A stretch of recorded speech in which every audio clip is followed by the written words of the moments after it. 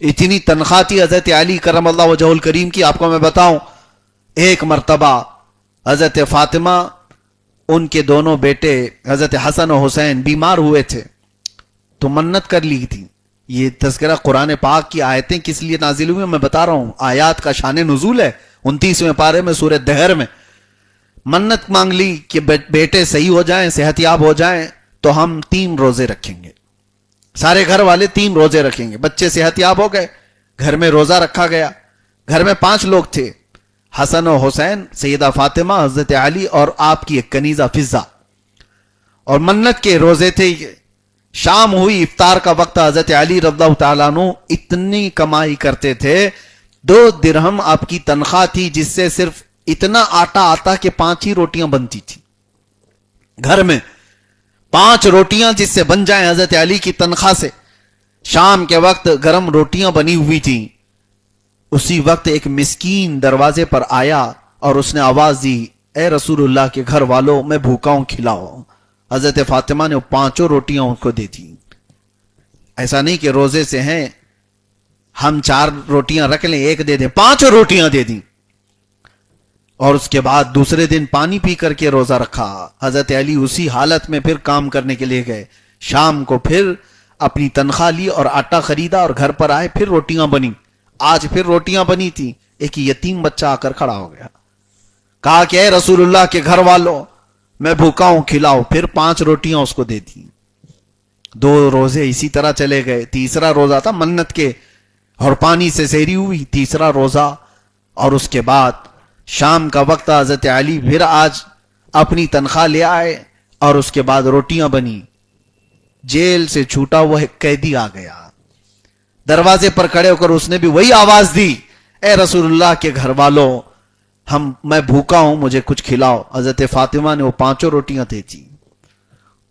تصور کر سکتے ہو 3 روزے اور بغیر کچھ کھائے ہوئے, صرف پانی پر سحری, پانی پر افطاری. یہاں تک کہ تیسرا دن تھا, حضرت حسنین کریمین کے پیٹ پیٹ سے لگ چکے تھے, وہ طاق میں دبک کر کے بیٹھے تھے دیواروں میں. رسول پاک صلی اللہ تعالی علیہ وسلم گھر میں داخل ہوئے اور اچانک دیکھا, آواز دی تو ان کی آواز نہیں نکل رہی تھی بچوں کی. رسول پاک صلی اللہ تعالی علیہ وسلم نے پوچھا, یہ کیا حال ہے؟ تو حضرت فاطمہ نے واقعہ پورا سنایا کہ ہم نے منت کی اور روزے رکھے تھے, اور 3 دن تک کچھ لوگ مانگنے کے لیے آئے اور ہم نے ان کو دے دیا. حضور ابھی یہ سن رہے تھے کہ جبرائیل امین علیہ السلام تشریف لائے ہیں. جبرائیل آئے اور رسول پاک صلی اللہ علیہ وسلم کی بارگاہ میں عرض کرتے ہیں, یا رسول اللہ صلی اللہ علیہ وسلم, اس اہل بیت کے پاس جو پہلے دن مسکین آیا, دوسرے دن یتیم آیا, تیسرے دن ایک قیدی آیا, نہ وہ یتیم تھا, نہ مسکین تھا, نہ قیدی تھا, وہ اللہ کے فرشتے تھے جو اہل بیت کا امتحان لینے آئے تھے. اور آپ کو خوشخبری دینے آیا ہوں کہ اللہ تعالیٰ آپ کے گھر والوں سے راضی ہے.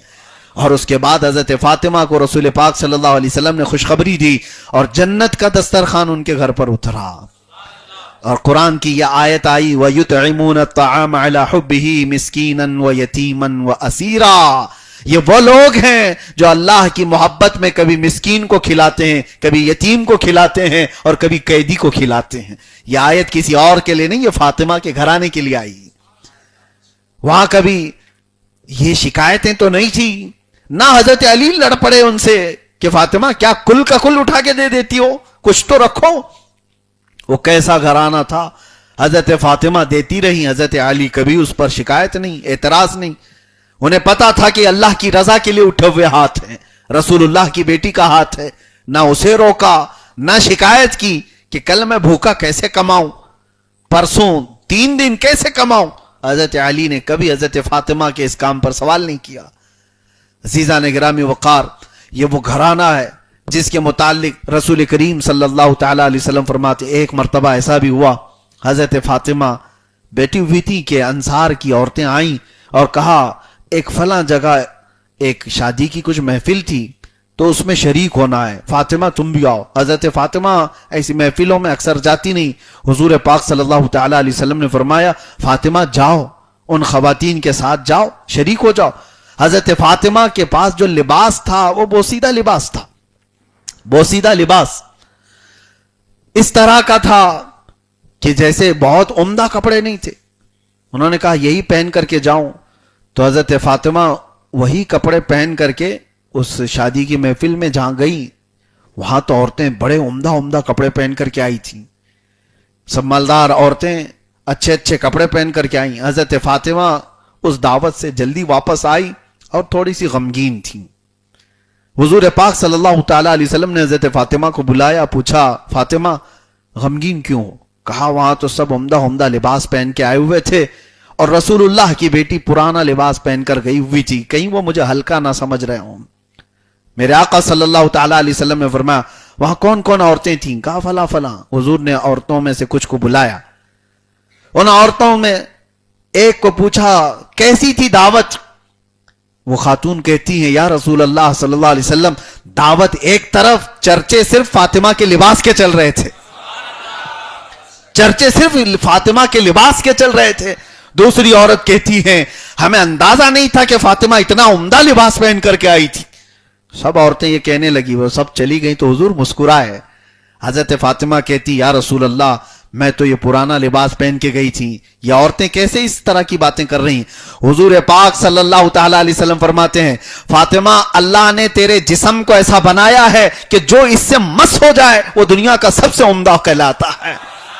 ان کی آنکھوں میں اللہ نے دنیا کا سب سے عمدہ لباس بنا کر کے رکھا ہے, اور اسی لیے حضور نے کیا فرمایا میں نے تمہارا نام ہی فاطمہ رکھا, جو تم سے محبت کرے اس کو اللہ تعالیٰ آگ سے دور کر دیتا ہے.